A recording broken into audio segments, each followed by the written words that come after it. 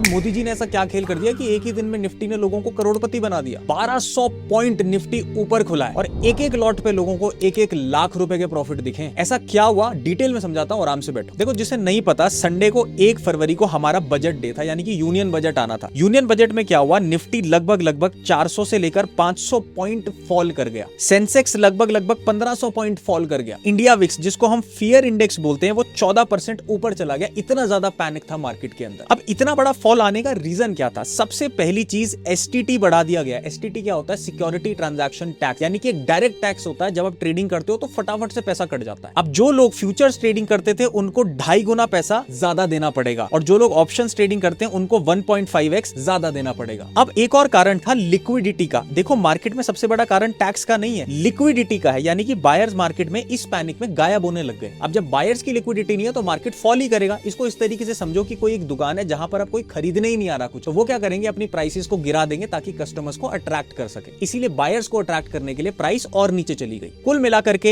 High expectation budget से थी और पूरा का पूरा मिसमैच हो गया, जिसने एक बहुत बड़ा पैनिक क्रिएट किया। लेकिन ये पैनिक ज्यादा टाइम टिका नहीं। 3 फरवरी ट्यूसडे यानी कि आज के दिन निफ्टी ने 1200 पॉइंट की रैली ऊपर के लिए मार दी थी। इंट्राडे के टाइम पे, एक टाइम पे तो निफ्टी 5% भी ऊपर चल रहा था, जो निफ्टी का अब तक का सबसे बेस्ट डे है। लेकिन इसका रीजन भी और ज्यादा इंपॉर्टेंट है। सबसे बड़ा रीजन है इंडिया और यूएस की ट्रेड डील का फाइनलाइज होना, यानी कि जो यूएस के टैरिफ थे वो कम होकर के 18% हो गए हैं, जिसकी वजह से मार्केट का एक बहुत बड़ा रिस्क निकल चुका है। दूसरा, करेंसी का रिलीफ हो गया। हमारा रुपी धीरे धीरे करके 91, 92 की तरफ भी चला गया था, लेकिन अभी 90 के आसपास आया तो थोड़ा बहुत ही पॉजिटिव सेंटीमेंट क्रिएट कर गया। तीसरा, बॉन्ड्स की यील्ड डिक्रीज करी गई, जिससे वो पैसा भी स्टॉक मार्केट की तरफ जाना शुरू हो गया। तीसरा, एक्सपोर्ट लिंक्ड सेक्टर्स को डायरेक्ट बेनिफिट हो गया। जब आप कोई भी बिजनेस यूएस को बेचेगा तो लोअर टैरिफ लगेंगे, जिसकी वजह से प्रॉफिट का पोटेंशियल अब बेटर हो जाता है। कमेंट्स में अपना ओपिनियन देना कि क्या अब निफ्टी 30,000 की तैयारी कर रहा है या फिर दोबारा से कुछ ना कुछ बुरा खेल स्टार्ट होने वाला है। फॉलो कर लेना ताकि कोई भी अपडेट्स आपसे मिस ना हो जाए, और ये रील अपने दोस्तों को सेंड जरूर कर देना